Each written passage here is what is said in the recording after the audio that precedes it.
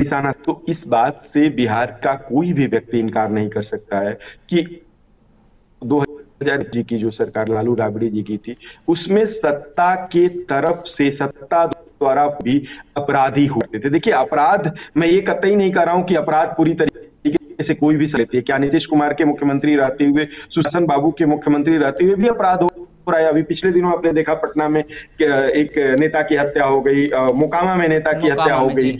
ये सब हाँ छिटपुट घटनाएं होती हैं, लेकिन सत्ता द्वारा पोषित करके नीतीश के हिस्से में ये कभी नहीं रहा है कि नीतीश ने अपराधियों को इस तरह से सह दिया है। हालांकि लेकिन में सब नंगे हैं। विपुल जी, जो एग्जिट पोल के एक बात नतीजे मैं कहूंगा, जी जी बोलिए। तमाम में सब नंगे हैं। अपराधियों को टिकट सबने दिया है। न बीजेपी इनकार कर सकती है अपराधियों को टिकट लेना, राजद इनकार कर सकती है, जेडीयू इनकार कर सकती है, न कांग्रेस कर सकती है, न हम कर सकती है, न एलजेपी कर सकती है। इनको देखना है वहां पॉपुलर कल्चर में कौन इनको सीट जिता करके दे, कौन उस जाति का आता है जिस जाति के ज्यादा वोटर है। तो ये सब कुछ बिहार में बहुत खुला खेल का फरुखाबादी है। एक कहावत है कि खुला खेल फरुखाबादी है, उसमें हमाम में सबके सब नंगे हैं, तो जी उसमें बिल्कुल। डाउट नहीं है। तो आपने ये जी जैसे आप बात कर रहे हैं, लेकिन इस चुनाव में अगर देखा गया है तो कहीं ना कहीं रोजगार का भी जिक्र हुआ है और पलायन का भी जिक्र हुआ है, जो जनसुराज के आने के बाद एक बड़ा बदलाव के रूप में देखा गया है। और तेजस्वी यादव की जी तरफ से जो सबसे बड़ा बयान चुनाव के पहले दिया गया कि 300 करोड़ लोगों को नौकरी देंगे, वो भी हर घर में एक सरकारी नौकरी देंगे। उसके बाद एनडीए का जो घोषणा पत्र आता है उसमें 1 करोड़ रोजगार देने का दावा किया जाता है। तो लेकिन बिहार में ऐसी नीतीश कुमार की क्या छवि है कि 20 साल से सत्ता में काबिज हैं, लेकिन एंटी इनकम्बेंसी कहीं भी नजर नहीं आ रही है। तो इससे क्या लगता है कि आने वाले समय में नीतीश कुमार बिहार के एक ब्रांड के रूप में उभरे हैं, जिसमें कहीं ना कहीं बीजेपी भी उन्हीं के पीछे चलती हुई दिखाई दे रही है? निश्चित तौर पर नीतीश कुमार की छवि ऐसी बनी है, और खास तौर पे बिहार को लेकर के, कि बिहार में नीतीश कुमार को हमेशा बड़े भाई की भूमिका में बीजेपी को देखना पड़ता है। बीजेपी मजबूरी में भी देखती है। बीजेपी एक कतई पार्टी नहीं है वैसी पार्टी जो कि बहुत आपको क्या नाम है दान में सत्ता शेयर करती है, दान में सत्ता शेयर कराती है, या नीतीश के प्रति सहानुभूति रखते हुए उनको सत्ता दे देगी। बीजेपी की भी ये मजबूरी है कि नीतीश के ब्रांड को स्वीकार करें। अगर नीतीश के बिना बीजेपी चुनाव में जाती है तो मुझे लगता है कि भारतीय जनता पार्टी कभी भी बिहार में सत्ता हासिल करती हुई नजर नहीं आएगी। तो ये है। और 20 वर्षों के काम को देखें। एक एक आपने प्रश्न उठाया कि तेजस्वी ने इस चुनाव में हर घर से नौकरी की बात की। मैंने कहा कि इस चुनाव में दो लोगों का ग्राफ बढ़ा है, एक तो जदयू का और एक तेजस्वी की स्वीकार्यता भी बढ़ी है। तो तेजस्वी की युवाओं के बीच स्वीकार्यता इसी वादे की वजह से बढ़ी है जिसमें उसने हर घर से नौकरी की बात की थी। और तेजस्वी को ठीक ठाक वोटिंग परसेंटेज का, मैं फिर से कह रहा हूं सत्येंद्र जी, जी जी। रिजल्ट आने दीजिए, वोटिंग प्रतिशत में 1%, 1.5% से लेकर के 2% तक का अंतर रहेगा। इससे ज्यादा का अंतर नहीं होने वाला है। और अगर इतने का अंतर है तो ये सारे समझ लीजिए कि जितने भी एग्जिट पोल है, जी क्योंकि अगर 1% से 2% के बीच का अंतर है तो निश्चित तौर पर से 1 से 2% का अंतर 20 से ज्यादा सीटों का अंतर नहीं पैदा करेगा। और नहीं पैदा, आप इसे कह सकते हैं कि नेट टू नेट फाइट रही है, जिसे मैं कह रहा हूं। तो तो जो तेजस्वी आप कम युवाओं को अंतर लेकर बता के, रहे हैं, भविष्य में क्या लग रहा है कि नीतीश चाचा डोल सकते हैं फिर इस बार, अगर ज्यादा कम मार्जिन नहीं रहा और फिर भविष्य में अगर बीजेपी का मूड हुआ सीएम फेस बदलने का, तो क्या लग रहा है, डर रहेगा कि नहीं बीजेपी को, एनडीए को? नहीं, मुझे लगता है कि अब नीतीश के पास, नीतीश का भी लगभग अब ये मान करके चला जाए कि आखिरी चुनाव है। अब नीतीश के पास भी ये विकल्प नहीं है कि बहुत बार वो इधर उधर करें। इधर का उधर और उधर का इधर जितना करना था वो कर चुके हैं। दूसरी बात ये देखिए कि बिहार को लेकर के नीतीश के मन में हमेशा एक, बिहार को लेकर के एक सेंटिमेंट है, बिहार के विकास को लेकर के। और नीतीश ने निश्चित तौर पर इन 20 वर्षों में बहुत सारी नौकरियां भी दी हैं, जिन नौकरियों की बात हो रही है। तो नीतीश चाहेंगे कि बीजेपी के साथ रहें। नीतीश को मुख्यमंत्री बनने में कोई बाधा आ नहीं रही है बीजेपी की तरफ से। अनटिल अनलेस बीजेपी डिस्टर्ब नहीं करेगी तब तक नीतीश डिस्टर्ब होने वाले नहीं है। वो चाहेंगे कि बिहार में उनकी सरकार बनती है और वो बीजेपी के साथ रह करके केंद्र से बड़ा पैकेज लेकर के आए और अंतिम कार्यकाल अपना जो भी जितना अधिकतम काम कर सकते हैं वो काम करना चाहेंगे। मुझे स्टेबल दिख रहा है ये गठबंधन अभी, जो जिस तरह का रिजल्ट बनता हुआ दिख रहा है, अगर ये रिजल्ट इस तरह का हो जाएगा, जिसे आपने कहा जी जी 20 के अंतर पे रिजल्ट इस तरह का हो जाता है कि एनडीए टोटल 115 सीट पे रह जाती है और महागठबंधन 120 सीट पर चली जाती है, तो उस स्थिति में कुछ डवाडोल बनेगी। तो नीतीश जी सत्ता के बहुत करीब रहने वाले आदमी हैं, उस स्थिति में वो कुछ इधर उधर कर सकते हैं, लेकिन मैं फिर भी देख रहा हूं जो कि ऐसी स्थिति पैदा नहीं होती नजर आ रही। 120 से ऊपर रहेगी बीजेपी, एनडीए और जदयू, और उसके बाद ये है कि थोड़ा बहुत इधर उधर होगा, तो आप जानते हैं मैकेनिज्म है गृह मंत्री अमित शाह जी का, प्रधानमंत्री जी का, वो सब हो जाएगा। तेज प्रताप यादव भी करीब आ रहे हैं, उसको रवि किशन का वीडियो वायरल हुआ था पटना एयरपोर्ट का, तो क्या लग रहा है कि एनडीए बिल्कुल में बिल्कुल उनकी कोई जगह है? एनडीए उस हर व्यक्ति को जगह दे सकती है जो लगता है कि उसके पास आ जाए। एनडीए तो एनडीए के बारे में जो बात कही जाती है कि आप कल तक जिस पार्टी में हैं तो आप बड़े अपराधी हैं, दूसरे उनके विपक्षी पार्टी में हैं, तो और एनडीए में आते ही आप वॉशिंग मशीन में धुल जाएंगे, जी वो सही बात है, वो विपक्षी जो कहते हैं उसमें कहीं कोई डाउट नहीं है। तो एनडीए तो चाहती है कि लालू प्रसाद के एक बेटे को ले लें और लालू प्रसाद जी का जो एक वर्चस्व है बिहार में उसको खत्म करें। मोटे तौर पर इस चुनाव में भाई भाई एनडीए को की लड़ाने का पूरा मूड एनडीए बना ली है। आगे हम बात करेंगे कांग्रेस की, इस वोटिंग की अगर बात करें कांग्रेस की, तो वोट चोरी को लेकर के राहुल गांधी लगभग 1300 किलोमीटर बिहार में रैली किए थे, रोड शो किए थे, जिसमें भारी तादाद में लोग इकट्ठा भी हुए थे। अन्य राज्यों से नेताएं भी सामने जो आए थे। उसके बाद तेजस्वी यादव को भी मंच मिला था, गाड़ी में बुलेट में भी तस्वीरें वायरल हुई थी। वोट चोरी का मुद्दा कितना हावी रहा और इसका कांग्रेस को फायदा क्यों नहीं हुआ? क्योंकि यहाँ पर कांग्रेस पीछे जाती हुई नजर आ रही है, और जिस तरह से राहुल गांधी लगातार वोट चोरी का मुद्दा आगे उछालते नजर आ रहे हैं और फिर जा कर के मछली पकड़ते हुए भी नजर आए थे, तो कांग्रेस का भविष्य अन्य राज्यों में क्या है? और चुनाव दर चुनाव जो हार मिल रही है और एक ही मुद्दों को लेकर के जो राहुल गांधी चल रहे हैं, वोट चोरी, इसके पहले चौकीदार चोर था, तमाम सारे ऐसे मुद्दे हैं, तो कांग्रेस का भविष्य क्या लगता है?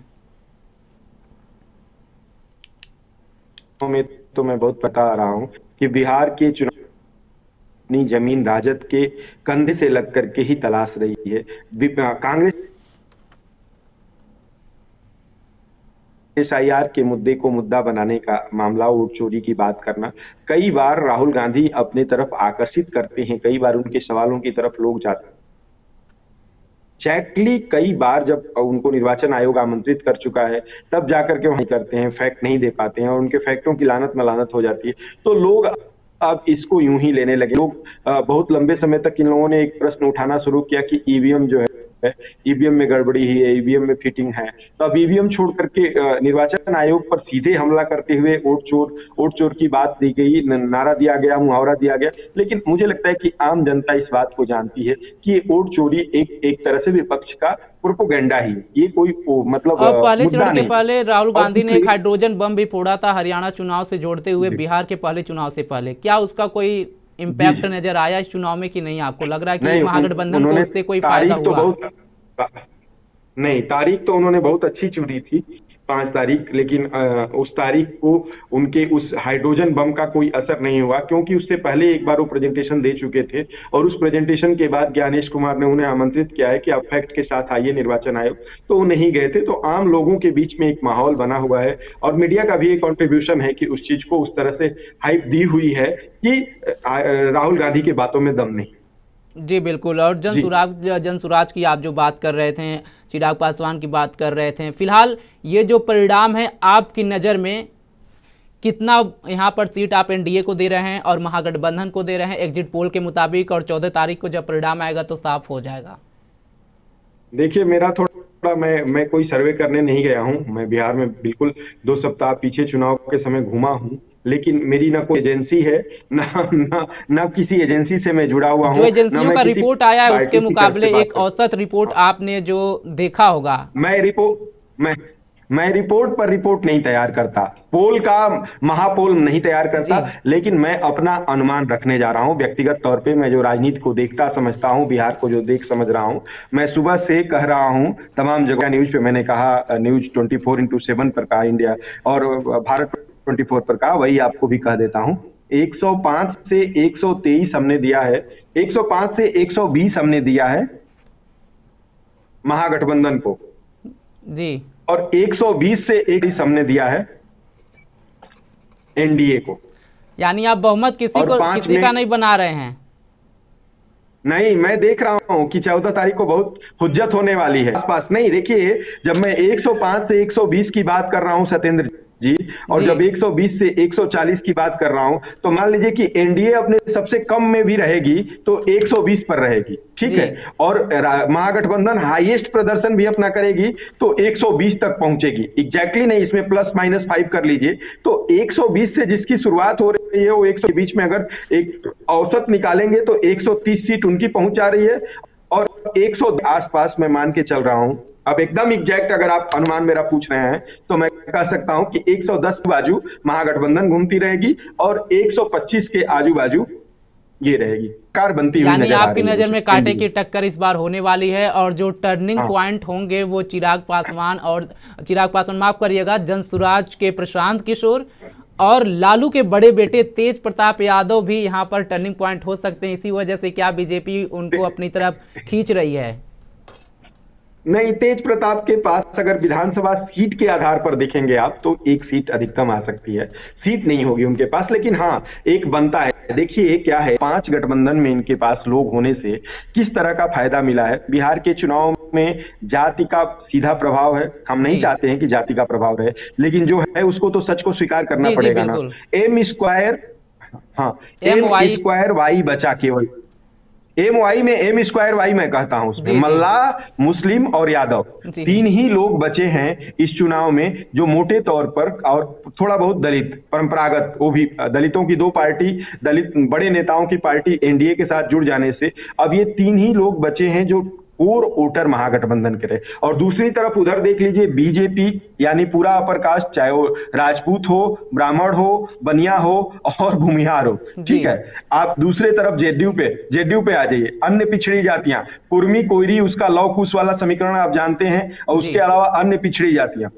तीसरे आ जाइए हम, मुसहर जाति के ठीक ठाक वोटर है। पासवान 5% सिंगल, मतलब एक पार्टी यादव के, बिहार में यादव के बाद अगर किसी एक जाति का वोट सबसे ज्यादा है तो पासवानों का है, जो मैं देख समझ पा रहा हूं। तो वो भी उनके साथ हैं। तो इस तरीके से, और उपेंद्र के होने से लव कुश वाले को और मजबूती मिली है। तो 5 जातियों, 5 वर्गों का बड़ा समूह उनके साथ था, तो उनके साथ वोटिंग परसेंटेज ज्यादा चला गया। इनके साथ केवल एम स्क्वायर वाई बचता है, यानी मल्लाह, मुस्लिम और यादव कोर वोटर अगर देखते हैं। जी। दलित अध्यक्ष बनाया कांग्रेस ने, लेकिन उसका फायदा नहीं मिल रहा है क्योंकि दलित अध्यक्ष के चेहरे। चलिए ठीक है, जो आपने जो अपना आंकड़ा बताया है एनडीए का 120 से 140, महागठबंधन का लगभग 120, तो फिलहाल 14 तारीख को परिणाम आ जाएंगे। 105 से 120 जी 105 से 120 के बीच में आपने बताया है। तो 14 तारीख को, अब ज्यादा दिन दूर नहीं, एक दिन का अंतर है, उस दिन फिर बातचीत करेंगे, देखेंगे परिणाम क्या आता है। दूर नहीं है सत्येंद्र भाई, एक और बात सुन लीजिए, आखिरी बात, दूर नहीं है। और एक बात और कह करके जा रहा हूं आपके चैनल पर और आपके इस पे पंजाब केसरी के पोर्टल पे, कि 120 और 105, 110 की तो जो बात वो है ही, उसके अलावा एक महत्वपूर्ण बात यह है कि 2 बजे तक हम सबको आंख गड़ा करके काउंटिंग देखनी पड़ेगी। ये कतई ये होने नहीं जा रहा है कि एक तरफा सुबह दिख जाएगा आपको। यानी इस बार का जो 11 बजे तक का जो ग्राफ होता है चुनाव में, इस बार 2 से 3 बजे तक टकटकी लगा के टीवी पे देखना पड़ेगा। चलिए ठीक है। चुनाव आपको याद है? जी। हरियाणा का चुनाव 2 बजे तक खींचना पड़ा जी। वाले चुनाव में भी हमें 1 बजे 1:30 बजे तक देखना पड़ा, तब मैंडेट क्लियर हुआ। वही हाल होने जा रहा है। बाकी हम लोग बातचीत करेंगे फिर, ठीक है। चलिए ठीक है, जुड़ने के लिए आपका बहुत बहुत धन्यवाद। बहुत बहुत धन्यवाद जी, धन्यवाद। बता दें कि फिलहाल अभी तो हम जो आंकड़े आपको बता रहे थे वो एग्जिट पोल का था। असली जो महाघमासान है, असली जो परिणाम है वो 14 नवंबर को आएंगे। 14 नवंबर के सुबह 7 बजे से शाम 6 बजे तक आप हमारे साथ लाइव कवरेज बिहार विधानसभा चुनाव का देख सकते हैं। फिलहाल अभी के लिए बस इतना ही। देश दुनिया की तमाम खबरों के लिए जुड़े रहे हमारे साथ और देखते रहें पंजाबकेसरी.com। धन्यवाद।